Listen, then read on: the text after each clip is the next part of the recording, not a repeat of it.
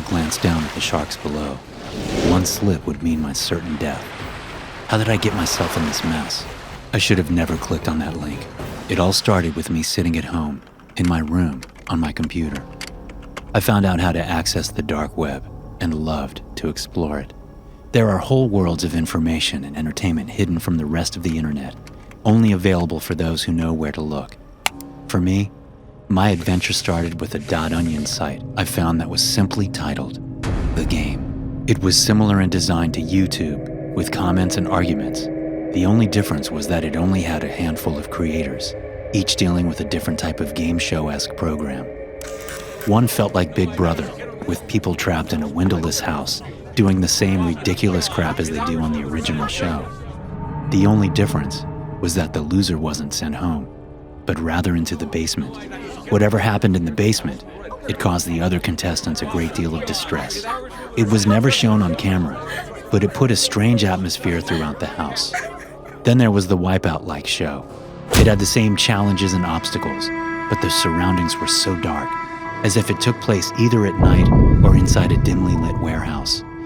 Whenever someone got knocked out, it just fell into the darkness, never to be seen again. It was horrific, and the screams they let out as they fell were heartbreaking. Still, not a single commenter ever indicated that the shows were real. For all we knew, it was just a trick, stunts to make people worry. But even more than that, they were interesting. I could not stop watching them. I'd spent hours watching them, borderline addicted. I would comment, cheer on certain contestants, and make real bets with the other viewers.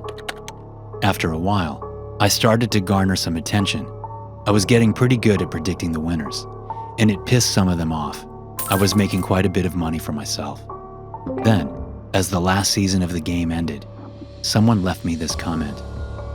"You've shown great promise as a predictor for the games. For the final episode, choose your winner and get the chance to receive a large monetary prize. All you have to do is to respond with the name of your predicted champion." I input who I thought would win and waited for the final episode. Alas, I was wrong, and the game ended, leaving me disappointed without a promised prize. That's all I remember, before everything went dark. When I woke up, I found myself tied to a chair in a dark room. There were strange men wearing colorful masks walking around me, pouring buckets of what I first thought was water over me.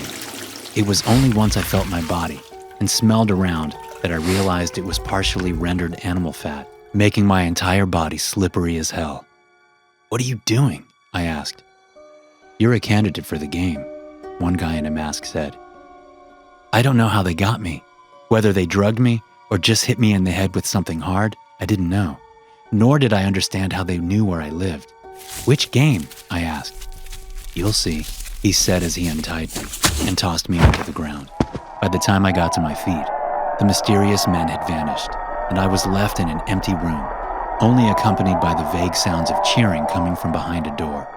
I didn't want to go out there. I'd always thought the game was rigged, a voluntary game show full of people trying to make their names known in the darkest corners of the internet. Had I known they were kidnapping people, I never would have left a comment. I decided then and there to stay, to refuse the audience my forced admission to the competition.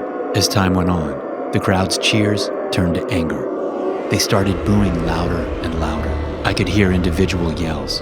"Where is this man?" Another yelled. "I paid good money for these tickets. Let's get this show started." I began inspecting the room. It was a small square space about 6 feet long and 6 feet wide. From what I could feel, there was one door in front of me. This is where the screams of the crowd were coming from. I checked the ceiling for any way out, but there were only 2 tiny holes for ventilation. I was stuck in here. The only way out was through the door.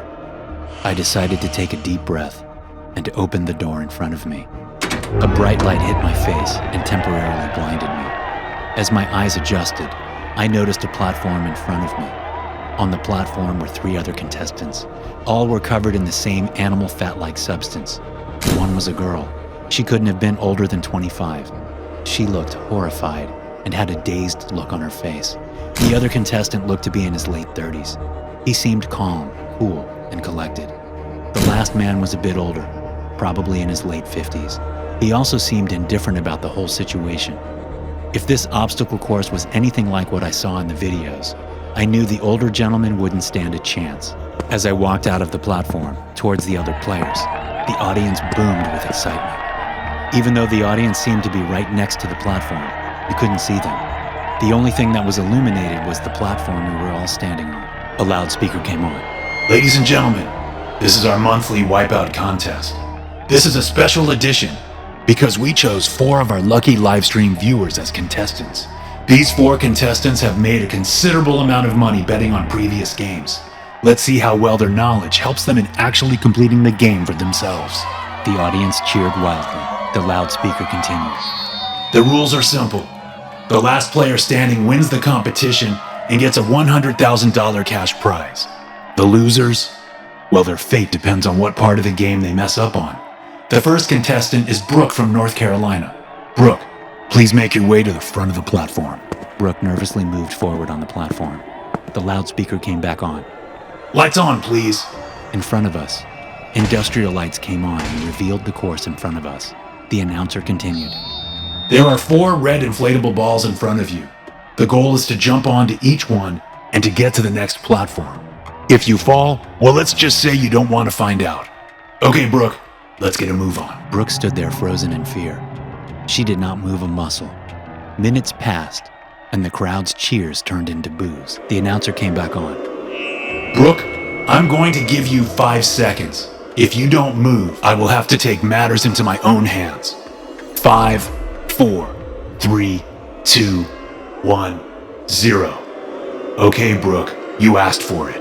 All of a sudden, part of the platform rose up behind her and knocked her in the back. She was sent flying off into oblivion. Her screams faded into the darkness. Her fall seemed to last forever. All of a sudden, I heard a chilling thud. It sounded like bones breaking into a million pieces. My heart dropped out of my chest. I now realized that my fate was certain death if I did not complete this course. The horrific sound seemed to get the audience more excited. Cheers erupted. The host continued over the speaker. Well, to our viewers at home that bet on Brooke, that is unfortunate. Hopefully our next contestant will perform slightly better. Next we have Dan from Florida, the Sunshine State.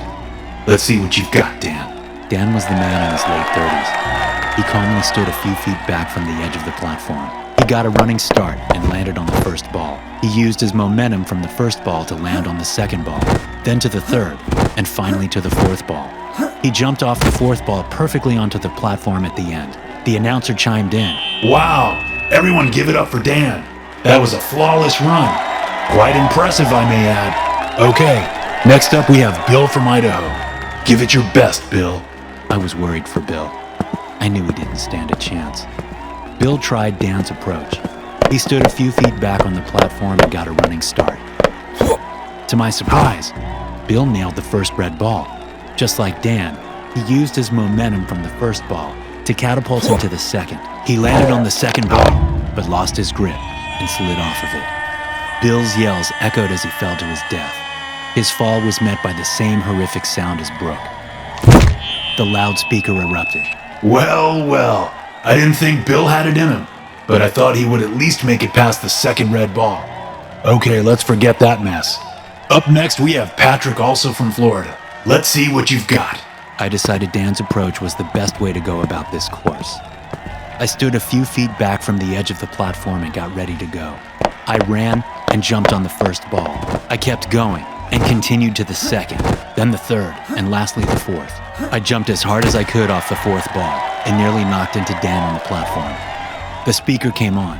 Well done, Patrick. We've got some athletes on our hands, ladies and gentlemen. Everyone give it up for Dan and Patrick. The crowd cheered and clapped. The announcer continued. Let's move on to the next challenge, shall we? This one will be a test of pure strength. There will be 2 pull-up bars that each of you will need to hang on to. First one to let go is the loser, and last one standing will be crowned the champion. Lights illuminated the next challenge in front of us. 2 metal pull-up bars extending from the ceiling appeared in front of us. I thought to myself, what is the worst that can happen? If we fall, we just land on the platform. Dan and I walked over to the bars, ready to grab onto them. The host began the countdown.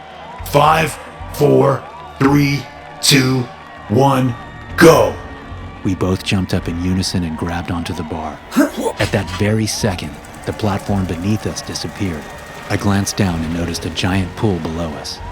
I thought if I fell, this can't be too bad. At that moment, I saw a fin, and another fin, and another, all circling about. I realized it was a pool of sharks. I glanced over at Dan, but he was too focused on holding on to notice. My adrenaline began pumping faster than ever. I needed to hold on. 30 seconds went by. I noticed Dan looking really tired. He was sweating profusely. I glanced down again and got another hard dose of adrenaline. Every time I looked down, it gave me more motivation to hold on. I don't even think Dan noticed the pool below us. I glanced over. Dan was losing his grip, and fast.